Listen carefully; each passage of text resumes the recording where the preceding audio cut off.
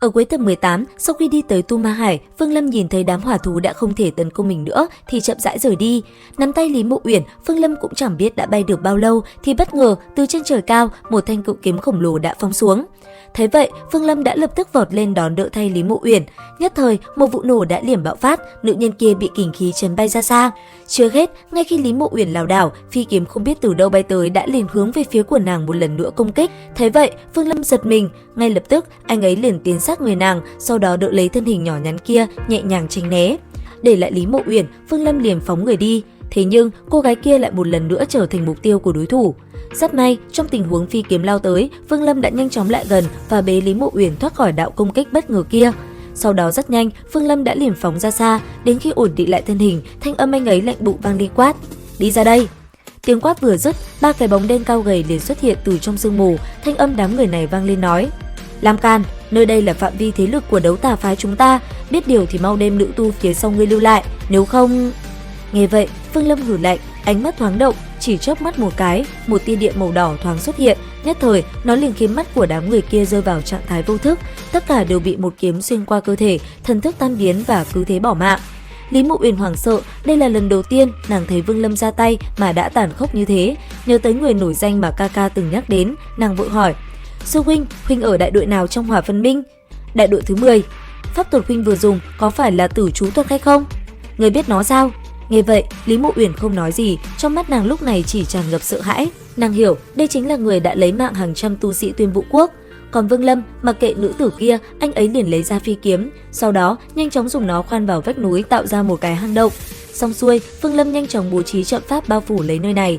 Nhìn thấy vậy, Lý Mộ Uyển liền cảm nhận được trận pháp này không được tốt lắm, bởi vậy nàng đã liền giúp Vương Lâm gia cố lại trận pháp. Sau đó, nhìn nam nhân kia, thanh âm nàng vang lên nói: "Sư huynh, bây giờ ta sẽ luyện chế Thiên Ly đan cho ngươi có được không?" "Cô luyện chế đan dược, ta không dám sử dụng. Sư huynh có ân cứu mạng, phải làm thế nào huynh mới tin ta thì cứ nói."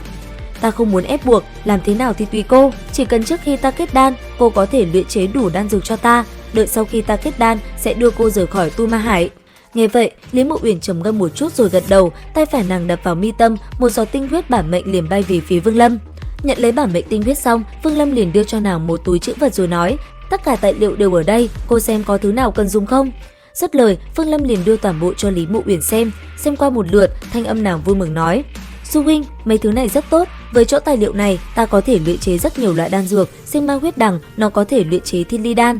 Chuyện luyện đan, ta cũng không muốn hỏi, ta chuẩn bị ra ngoài, cô cẩn thận đấy." Nói xong, Phương Lâm liền xoay người rời đi. Nhìn bóng dáng nam nhân kia, Lý Mộ Uyển do dự một chút vội vàng nói: "Sư huynh, ngươi ra ngoài tìm giúp ta một cái lò luyện đan được không?"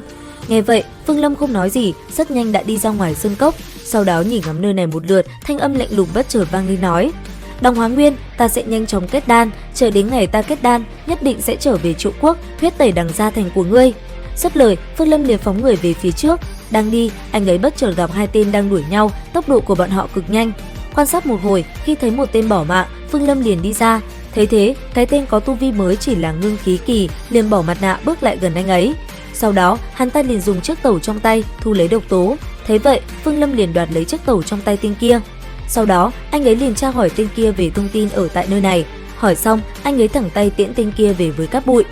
Tiếp theo xong việc, Phương Lâm cũng liền tiến về Thi Cốc, nơi cực kỳ bí hiểm. Vừa tới nơi, Phương Lâm đã liền gặp một đám tu sĩ cũng đang tìm xương thú. Chậm rãi đảo qua nơi này một lượt, Phương Lâm đi khắp ngóc ngách tìm hiểu. Thế nhưng đang phi hành, bất chợt Phương Lâm nghe thấy từ phía sau truyền lại tiếng rít gào. Tiếp theo đó, một con dao long từ bên trong sương mù lao ra. Phương Lâm sắc mặt ngưng trọng, anh ấy dõi mắt theo con dao long thì thấy được trên bụng nó xuất hiện một vết thương lớn. Cuối cùng, nó dừng lại ở tại một sơn cốc, sau đó mang theo tiếng rít gào trầm thấp vang vọng khắp nơi này, tựa như muốn dọa nạt đối thủ. Cũng vì vậy, tiếng gầm thét kia đã liền hất bay Vương Lâm ra xa, phải mất rất lâu Vương Lâm mới đứng vững lại được. Lúc này, sát ý hiện lên, Vương Lâm liền tiếp cận con dao long kia. Sau đó, anh ấy liền tiến tới lấy mạng con dao long đó và bê nó về hang động. Đến đây thì hết tập 19 tinh nghịch. Xin chào và hẹn gặp lại ở những video tiếp theo.